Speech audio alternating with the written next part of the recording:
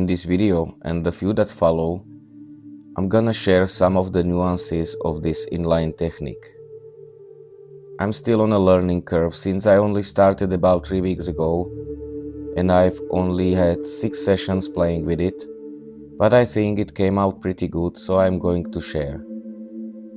I've noticed a few things about how this technique works, which you will hopefully see in the video. I left the original sound so you can hear the hammer impacts. It's important for understanding the hammering method. Since the shape isn't easy, you will also see how I handle the curved surface. Things to watch for in this video. Hammer strokes at the beginning of each strip.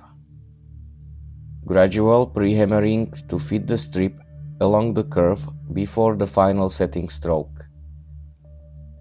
About 3/4 through the video, I managed to mess up, so you will see in real time how I handled it. The egg is made of pear wood. It was made by my neighbor, who is a skilled woodworker his whole life and was generous enough to make it for me. I'm really thankful for that, otherwise I would not be able to do this project. For those interested, here are some tools and jigs I use. For tools, it's just a small jeweler hammer and some splitting pliers. The hammer should have flat polished surface. Previously, I used common small 100-gram hammer, but this one is much better. To see how I prepare the brass strip, check out my previous video. I've got blueprints and material list for the machine, so you can build one for yourself. The link is in the description or at the end of this video. As for the jigs, one of them is a homemade 2-nail turning jig. It's just 2 blocks of wood mounted on aluminum profile. I drilled holes for the nails, which I ground into conical tips. Underneath the piece, I use a sandbag I made a few years ago. It's made of velour, double-stitched and filled with dry sand. Honestly, this project wouldn't be possible without this sand pillow.